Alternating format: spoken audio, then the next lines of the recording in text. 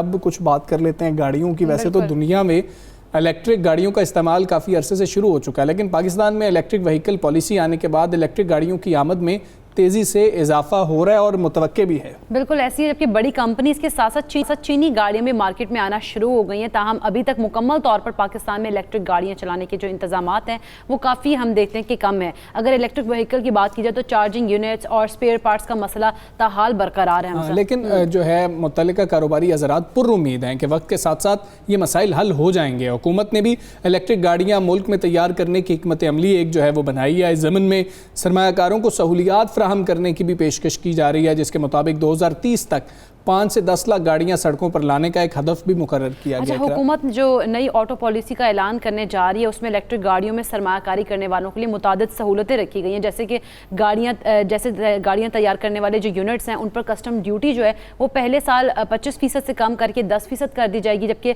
बाहर से जो इलेक्ट्रिक गाड़ियां मंगवाएंगे हम लोग तो उस पर इजाफी कस्टम ड्यूटी जो है वो खत्म कर दी जाएगी। ये कहा जा रहा है। अब ये सारी सूरत हाल है। ऑटो पॉलिसी की भी हम बात करेंगे। हमारे साथ एक्सपर्ट मौजूद हैं, सुनील सरफराज मन साहब। Good morning.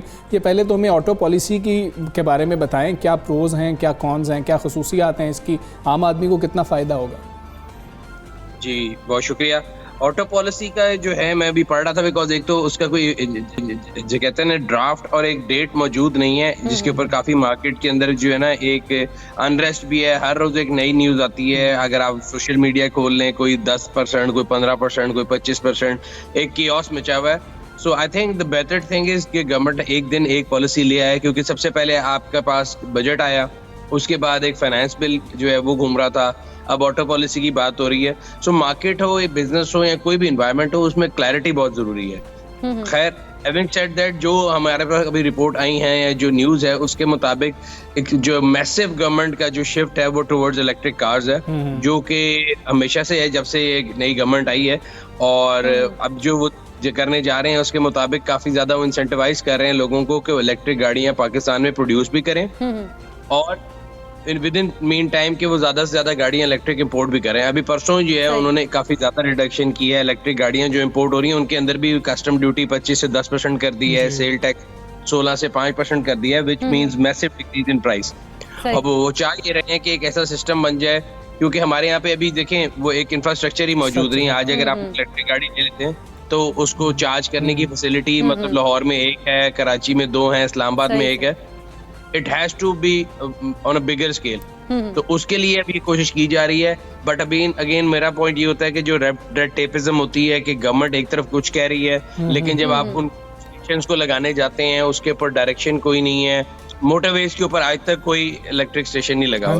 अच्छा सुनील सर, इलेक्ट्रिक गाड़ियों की बात कर रहे हैं तो इलेक्ट्रिक गाड़ियों से जो कंज्यूमर होंगे उसको इस पॉलिसी से क्या मराद दी जाएंगी? कंज्यूमर के लिए गाड़ी देखे सस्ती हो जाएगी। अभी परसों की बात है, पाकिस्तान में आने वाली इलेक्ट्रिक गाड़ियां जो हैं उनकी जो प्राइस है वो तकरीबन 30% तो एकदम नीचे आई है एक दिन के अंदर। और उसका फायदा ये होगा कि लोगों की रीच में आएगी। एक नई टेक्नोलॉजी है, लोगों को इंसेंटिवाइज कर रही है गवर्नमेंट की आप एक अच्छी गाड़ी ले लें, सस्ती ले लें। बट चार्जिंग नेटवर्क जो है उसको बनाना सबसे जरूरी है मेरे ख्याल से। बिल्कुल ठीक है। ये बताइएगा आप ये इंफ्रास्ट्रक्चर बनते हुए कब तक देख रहे हैं, हमें कितना टाइम लग जाएगा? तो लोग अभी जो सोच रहे हैं कि हम इलेक्ट्रिक गाड़ियां मंगवा लें, क्या उनको भी मंगवा लेनी चाहिए या किसी नए मसले में पड़ जाएंगे? आई थिंक जो गवर्नमेंट ने प्राइसेस डिक्रीज किए उनका मकसद ये चिकन एंड एग प्रॉब्लम है कि पहले गाड़ी आएगी या पहले चार्जिंग स्टेशन लगेगा। सो उनका सोच रहे हैं कि जब इतनी ज्यादा गाड़ियां आ जाएंगी तो कोई भी कारोबारी आदमी, मैं हूं या आप हो, उसके लिए सेंस बनेगी कि वो वर्कआउट कर सके चार्जिंग स्टेशन लगाना। Because charging station in itself जो है एक बड़ी इन्वेस्टमेंट है, और अभी लोग इसलिए नहीं कर रहे कि नंबर गाड़ियों के बहुत कम है तो उनके लिए फिजिबल नहीं होता। सो दे आर ट्राइंग कि किसी ना किसी तरह लोगों को इंसेंटिवाइज किया जाए गाड़ी इंपोर्ट करने पे। जब गाड़ियां आ जाएंगी तो दूसरे कारोबारी हजरात देख के स्टेशन भी लगा लेंगे। तो ये हैंड इन हैंड है। बट इसके लिए मेरा पॉइंट ये है कि गवर्नमेंट को थोड़ा बहुत इंसेंटिवाइज करना पड़ेगा, जो लोग स्टेशन लगा रहे हैं उनको भी, या टू स्टार्ट विद जिसे कहते हैं ना, आप सीडिंग इन करने के लिए खुद भी कहीं ना कहीं स्टेशन लगाने पड़ेंगे। एग्जैक्टली ये बात ठीक है, खुद से करना पड़ेगा ताकि गाड़ियां भी आ रही हों और बाकी लोग भी जो हैं मोटिवेट हो रहे हों। अब हम बाकी ऑटो पॉलिसी की बात करते हैं। गाड़ियां कुछ सस्ती हुई हैं, हम बड़े नाला थे कि डॉलर ऊपर जाने से तो महंगी हुई थी, नीचे आने से सस्ती नहीं हुई थी, लेकिन अब कुछ जो है हुकूमत की जानिब से कुछ छूट दी गई है तो उसके बाद सस्ती हुई हैं। कितनी सस्ती हुई हैं, क्या ये भी ठीक है? अब थोड़ी सी पहुँच में आ गई हैं आम गाड़ियाँ? सर दो चीजें उसमें। गवर्नमेंट ने जो किया है वो बहुत अच्छा किया है, बिकॉज मैं हमेशा से कहता था और हम सारे ये कहते थे कि गवर्नमेंट जो है वो अपना टैक्स कम करेगी तो गाड़ी सस्ती होगी, वैसे ठीक। नहीं हो सकती। तो गवर्नमेंट ने अक्रॉस द बोर्ड पहले सिर्फ बजट में 850 सीसी पे किया था, लेकिन उसके बाद अब 1000 सीसी एन प्लस पे भी कर दिया है कि 2.5% एफईडी कम कर दी है, जी। जो कि शायद इतनी बड़ी वैल्यू ना बने, मतलब 1.5 से 2 लाख रुपए मैक्सिमम बनती है फॉर द हायर ब्रैकेट। लेकिन एक और चीज गवर्नमेंट ने साथ की है कि उन्होंने ये जो आप जितने कार साझेदार हैं जब ये गाड़ी इंपोर्ट करते हैं ना, बाहर से पार्ट्स इंपोर्ट करते हैं, उसको सीकेडी किट बोलते हैं, जी। उसके ऊपर 9% एडिशनल कस्टम ड्यूटी थी, जो कि 2% कर दी है, जो कि 7% कम है। इसका मतलब ये कि जो कार साझेदार हैं उनकी जो कॉस्ट है वो काफी नीचे गई है। अभी उनके ऊपर है कि वो कस्टमर को वो कॉस्ट पास करते हैं कि नहीं। 2.5% तो डायरेक्ट कस्टम जो एफईडी है वो खत्म हो गया, 7% कॉस्ट कम हुई है। अब मुझे एक मतलब आई कैन बी, मुझे लग सकता है कि आपको लगेगा शायद मैं बहुत नेगेटिव हो रहा हूँ, लेकिन पास्ट हिस्ट्री ये बताती है कि जो कार साझेदार हैं ये इस तरह के जितने भी बेनिफिट्स है ना वो ले तो लेते हैं, आगे पास नहीं करते। तो अब ये 7% जो एसीडी कम हुआ है उससे भी उनकी कॉस्ट मैसिवली कम होगी। देखना ये है कि वो उसको पास करते हैं कंज्यूमर की तरफ के नहीं। बिल्कुल ठीक है। सुनील सरफराज मान साहब, बहुत शुक्रिया आपका। सॉफ्टवेयर से आप बात कर रहे थे और हुकूमत की जानिब से जो पॉलिसी सामने आई है उससे तो फायदा हुआ है और सस्तियाँ होनी चाहिए गाड़ियाँ, करेंगे पी के नहीं कंज्यूमर तक। हाँ, लेकिन इस पे हुकूमत को चेक भी रखना चाहिए, ये भी हुकूमत की जिम्मेदारी है। सो दे आर ट्राइंग कि किसी ना किसी तरह लोगों को इंसेंटिवाइज किया जाए गाड़ी इंपोर्ट करने पे। जब गाड़ियाँ आ जाएंगी तो दूसरे कारोबारी हजरात देख के स्टेशन भी लगा लेंगे।